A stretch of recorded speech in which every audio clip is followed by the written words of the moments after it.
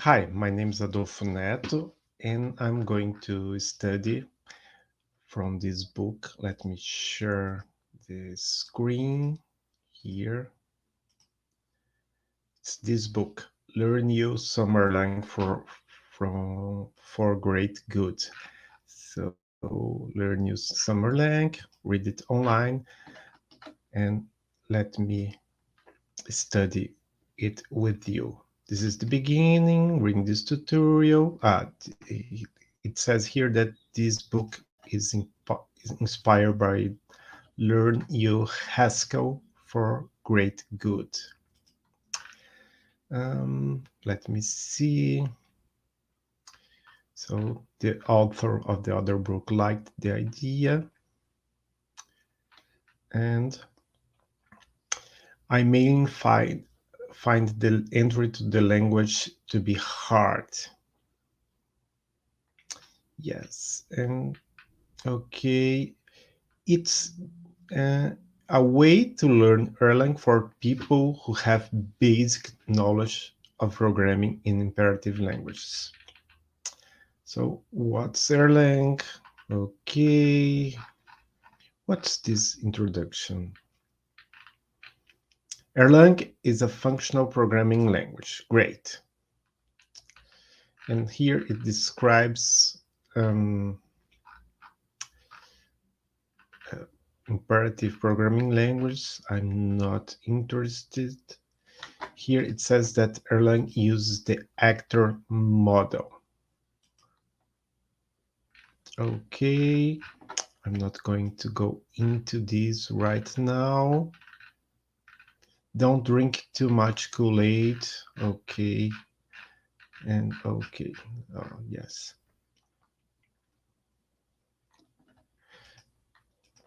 The official, there is erldocs.com, an alternative to the official Erlang documentation. Didn't know that. There's the official Erlang documentation.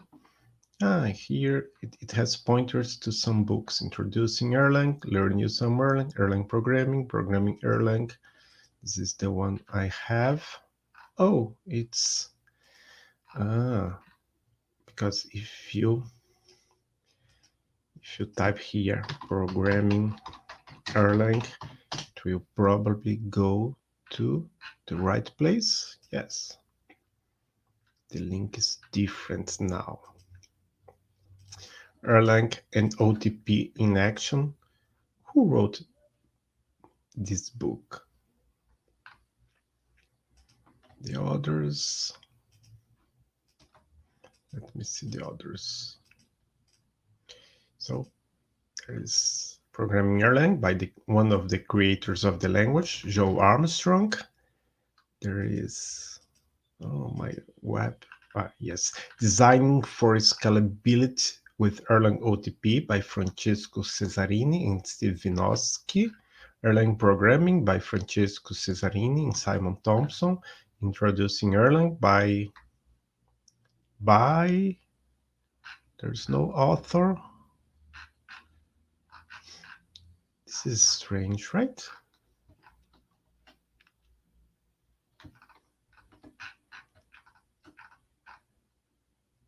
I can't read the name of the author. And Erlang and OTP in Action by Martin Logan, Eric Merritt, Richard Carlson. Okay, I'm not going to go into this. If you want to install Erlang, it's not that difficult. And I want to go directly into coding. So Erlang has a shell. It's easy to see how to do it. I have already installed Erlang, and if I do ERL, I will go to the Erlang shell. See, I'm using Erlang shell version 11, and this book used V version 5.7.2. Congratulations, you're running the Erlang shell. For Windows users, you can still run erl.exe, but it's recommended you install this one. Shell commands. Okay, I have been using Erlang for a long time, maybe 2 years, but I'm not used to these commands. Let me see. The Erlang shell has a built-in line editor based on a subset of Emacs. I didn't know that. If you know Emacs, it should be fine. I don't know Emacs. For the others, you do fine anyway. Great. First of all, you type some text and then go Control A. Let me see. Adolfo, Control A. You can edit it. Great. So first command is Control A. You should see the cursor moving to the beginning of the line. Control E gets you to the end. Great. So Control A, beginning. This is Control E, end. So beginning and great. You can use arrow keys to go forward, backwards, show previous next lines. Yes, let me see. Adolfo, it's my name. Gustavo, my second name. Serra, my third name. With the arrows, I can go forward and backward, and I can use the arrows too. Okay, syntax error because I put a semicolon here. And if you type something like LI and tap, it auto-completes for you. Great. Press tab again, and the shell will suggest many functions to use after. Wow, lots of functions for the module lists. You may find the notation weird, but don't worry, you get familiar with it soon enough. I think with enough shell functionality, then there is, let me type help. Help. Okay. Help lists everything that I can do. So I can do these lists. Oops, lists. No documentation for lists. Why? Let's later. Help, you should get information, a bunch of comments. Help. And the age. I think we've seen enough of shell functionality to be all right, except for one thing. We don't know how to leave. How to leave on a bunch of comments. Do not forget the full stop, as it's necessary for the comment to run. Exactly. Q. Okay. Yes. So Q leaves. Let me enter again, and let me type help with a full stop.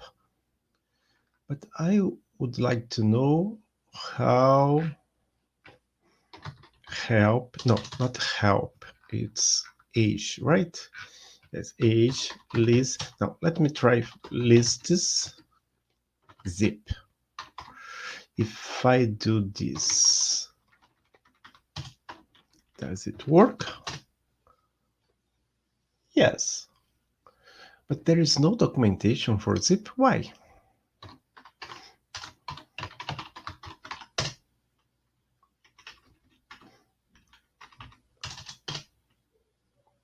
Why there's no documentation? Maybe I haven't installed the documentation. Yes, this can be a problem when you install Erlang. Let me quit here. I'm using ASDF, list all Erlang.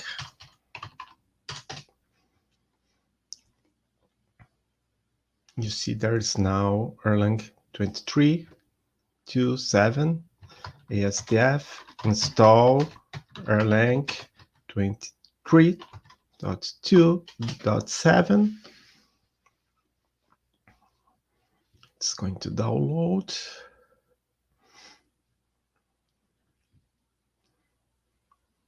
takes a little bit of time. It's not that easy, so let me leave it here and later I'll go back. Okay, kill this.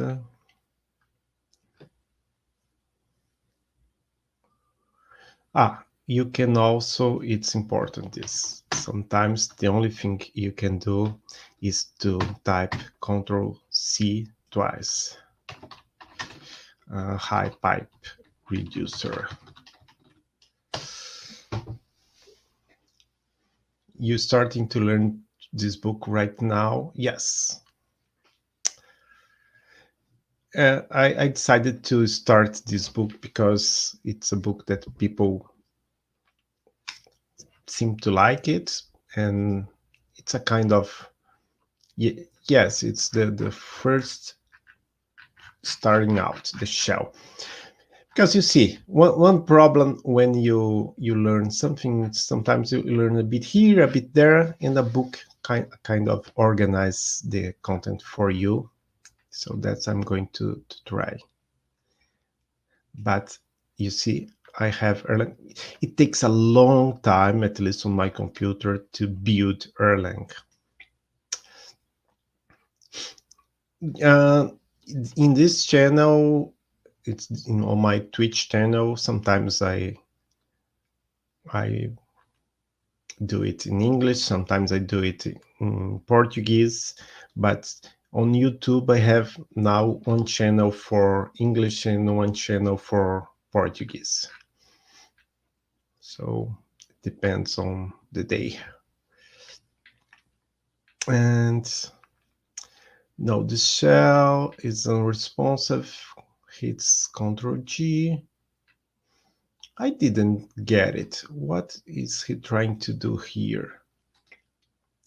Let me open the Erlang shell. Past. The problem.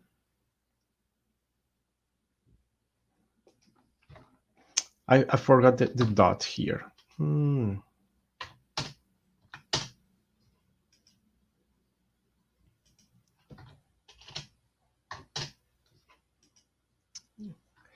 I didn't get it. What's the point here?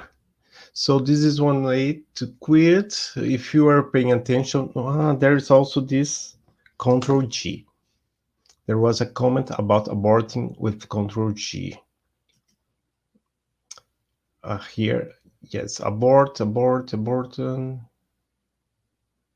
Yes, abort with Control G. And this won't help if the shell freezes. And let's do that. Connect to job, interrupt job, kill jobs, list all jobs, start local shell, start remote shell. If you type in I, then C, Erlang should stop the currently running code and bring you back to I, then C. Yes, it worked.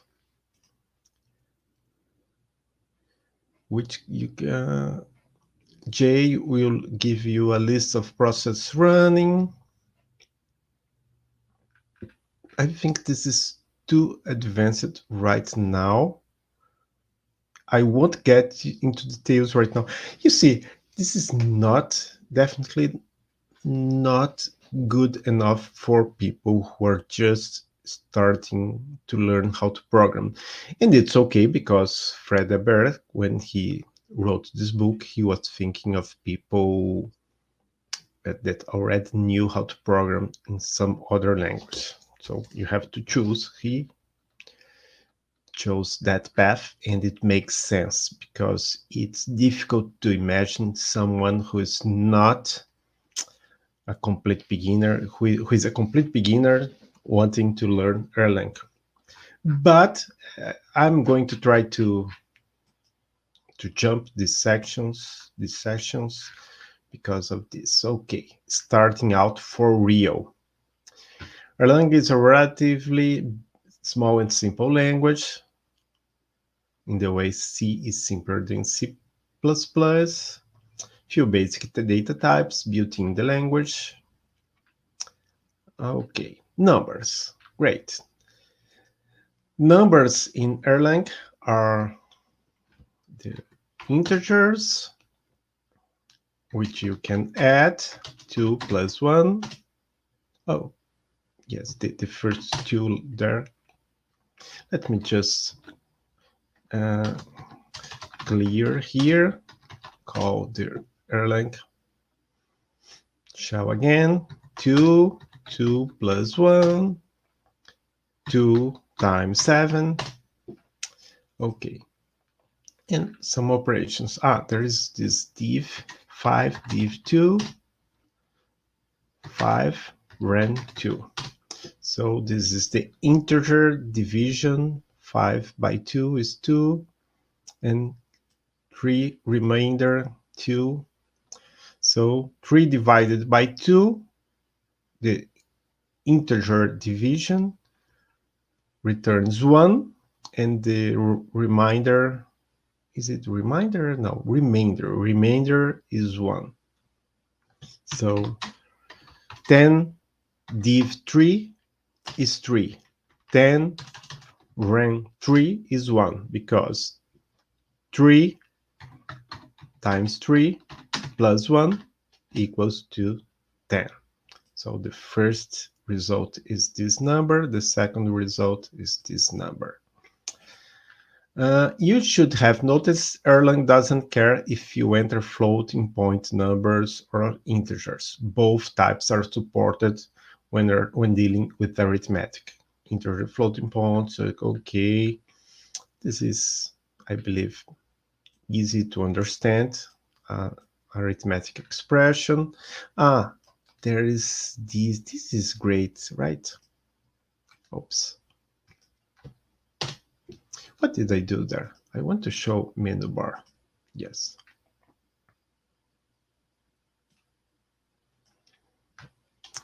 Mm. 10 in as a binary number is 10 decimal, and I really like that you can write cafe and on base 16. Erlang has the power of the calculator you have on the corner of your desk. No, Fred, I don't have this kind of calculator in the corner of my desk with a weird syntax on top of it. Absolutely exciting. Invariable variables. Yes. So variables usually start with an uppercase letter, and if it can be unbound, or you can bound it, or you can do something like this. So now you have 3 variables, uno, 1, all bound to 1. And you can say that 2 is 1 plus 1. Now 2 is 2. 1 is still 1. But I cannot reassign. I cannot tell, oh, now 2 is another number. No. I cannot even do something like this. No, I can't. 2 is 2, end of story. And I can't do this because for Erlang, 2 with a lowercase letter starting it's only the, how can I say, it's a constant, an atom. And the first thing this comment tells us, you can assign a value to a variable exactly once, then you can pretend to assign a value to a variable. Okay, it's different. Erlang will complain. Okay, and you can also do this. So this equal sign is not only a variable assignment. It can work. It's the pattern matching operator. It can work as variable assignment, but it can also work here as a pattern matching operator, and it's actually much more powerful than the examples we have seen. So it's here, pattern matching operator. Yes, variable names must begin with a capital letter. Command 7 failed because the word to had a lowercase letter to begin with. Technically, variables can start with an underscore too, but by convention, their use is restricted to values you do not care about. So this is interesting. I don't know if it's the same thing in Elixir. Let me try just for a minute to do that. X.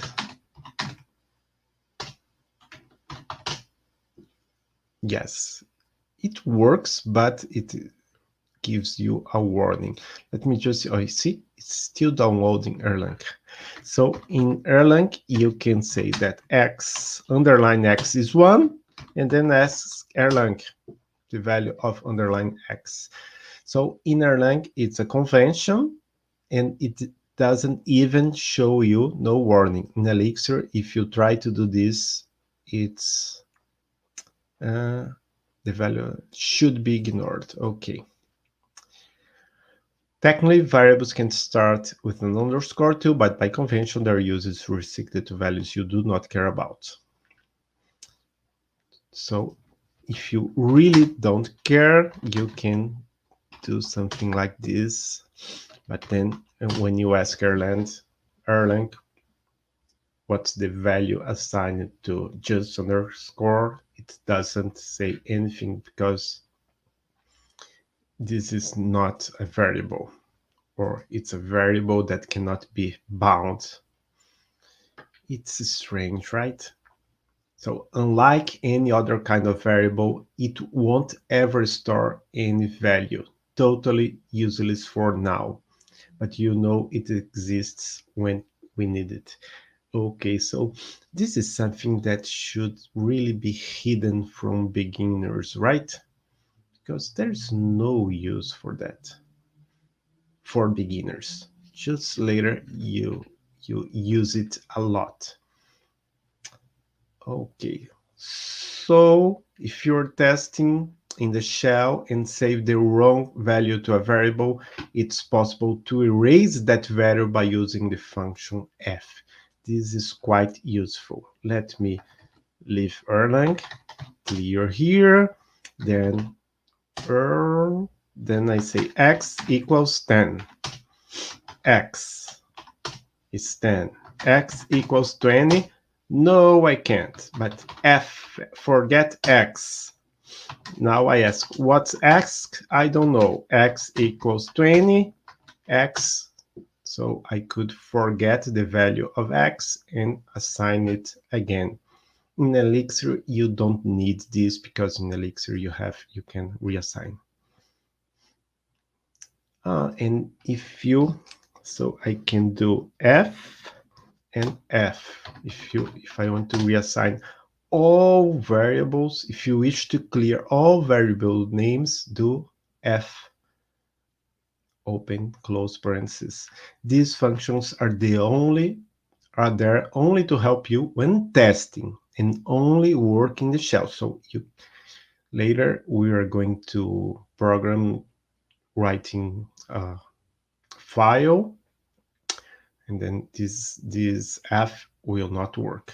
When writing real programs, we won't be able to destroy values that way. Being able to do it only in the shell makes sense if you acknowledge Erlang being usable in industrial scenarios. It's wholly possible to have a shell being active for years without interruption.